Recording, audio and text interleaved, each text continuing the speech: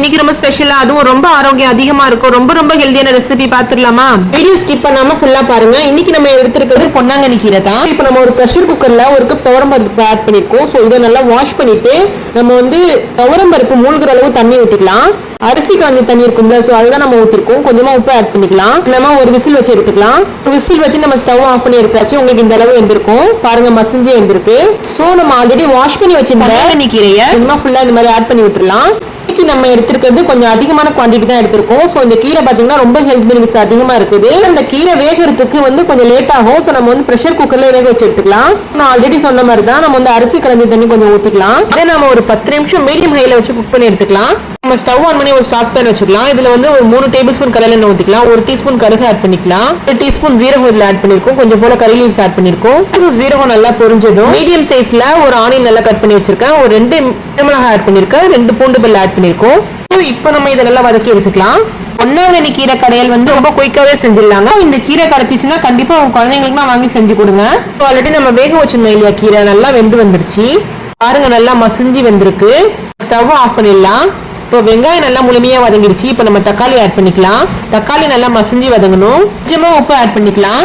Already நம்ம பருப்பு வேக வைக்கும் போதே போட்டிருந்தோம்ல, சோ கொஞ்சமா ஆட் பண்ணா போதும். நம்ம வந்து மஞ்சத்தூள் 1/2 டீஸ்பூன் ஆட் பண்ணிருக்கோம். தென் ஜீரகம் 1/2 டீஸ்பூன் ஆட் பண்ணிருக்கோம். இது நல்லா ஃபுல்லா வதக்கி விட்டு எடுத்துக்கலாம். கலர் பாருங்க எந்த மாதிரி கன்சிஸ்டன்சி இருக்குன்னு. இப்போ நம்ம வேக வச்சு வச்சிருந்தோம்ல, அதை வந்து நம்ம ஃபுல்லாத்தையும் ஊத்திக்கலாம். கீரையை நம்ம தாளிப்புல ஊத்துறதுக்கு முன்னாடி மத்தால மத்திச்சுக்கணும். மத்து இருந்துச்சுன்னா பண்ணுங்க, இல்லைன்னா ஆப்ப வச்சு கொஞ்சம் மத்திச்சு விட்டுருங்க. இந்த மாதிரி ஃபுல்லாத்தையும் ஊத்திக்கலாம். சோ இது வந்து உங்களுக்கு தண்ணி விட்டு வந்திருக்கு பாருங்க. நீங்க அதிகமா தண்ணி ஆட் பண்ணணும்னு அவசியமே கிடையாதுங்க. ஆல்ரெடி நம்ம துவரம் பருப்பு வேக வைக்கும் போது ஆட் பண்ண தண்ணியே கரெக்டா இருக்கும். இந்த பொன்னாங்கண்ணி கீரையில ஹெல்த் பெனிஃபிட்ஸ் பாத்தீங்கன்னா ரொம்ப ரொம்ப அதிகமா நிறைஞ்சிருக்குங்க. நம்ம இதுல துவரம் பருப்பு ஆட் பண்ணி செய்யறோம்ல, சோ அதுக்காக தான் நம்ம 2 பல் பூண்டு ஆட் பண்ணிருக்கோம். வந்து உங்களுக்கு இதனால டேஸ்ட் வந்து ரொம்பவே நல்லா இருக்குங்க. தாளிப்புல ஊத்தி ஒரு 5 நிமிஷம் குக் பண்ணா போதும். ஆல்ரெடி உங்களுக்கு வெந்துருச்சு. சோ இது ஃபுல்லா மிக்ஸ் ஆகி வரணும். லாஸ்டா மேல 1 டீஸ்பூன் கீ ஆட் பண்ணிக்கலாம். சோ இந்த கீரை கடையில நம்ம மிளகாத்தூள் எதுவுமே ஆட் பண்ண கிடையாது. குழந்தைங்க சாப்பிடும் போது ரொம்ப காரமா இருக்கும் இல்லையா, சோ அதை நம்ம ஆட் பண்ணாம செஞ்சோம்னா ரொம்ப நல்லா இருக்குங்க. அண்ட் குழந்தைங்க வந்து கேட்டு வாங்கி சாப்பிடுவாங்க. டேஸ்ட் வைஸ் பாத்தீங்கன்னா ரொம்ப நல்லா இருக்கும்.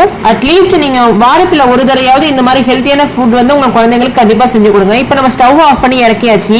டேஸ்ட்டுமே ரொம்ப டிஃப்ரெண்டா நல்லா இருக்குங்க. கண்டிப்பா நீங்க ட்ரை பண்ணி பாருங்க. ஆக்சுவலா லஞ்சுக்கு உங்களுக்கு குயிக்கா செய்யணும்னு நினைச்சீங்கன்னா இந்த மாதிரி ரெசிபி கூட ஈஸியா நீங்க செஞ்சிடலாம். ஒருவேளை குழந்தைங்களுக்கு ஸ்கூல் கொடுக்குறா இருந்தா கூட முத நாள் நைட்டே நீங்க ப்ரிப்பேர் பண்ணி வச்சிட்டீங்கன்னா அழகா மார்னிங் பிரேக்ஃபாஸ்ட் செய்யும் போது லஞ்சுக்கு அப்படியே நீங்க ப்ரிப்பேர் பண்ணி கொடுத்துடலாம். ஹெல்த் பெனிஃபிட்ஸ் பத்தி நம்ம இப்ப பாத்துடலாமா? அனீமிக்கா இருக்கிறவங்க கட்டாயம் எடுத்துக்கணும். ரத்த சோகை வந்து தடுக்குதுங்க.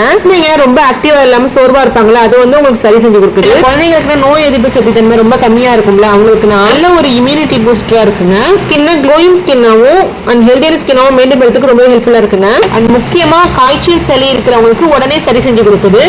நெக்ஸ்ட் வீடியோல பார்க்கலாம். தேங்க்ஸ் ஃபார் வாட்சிங்.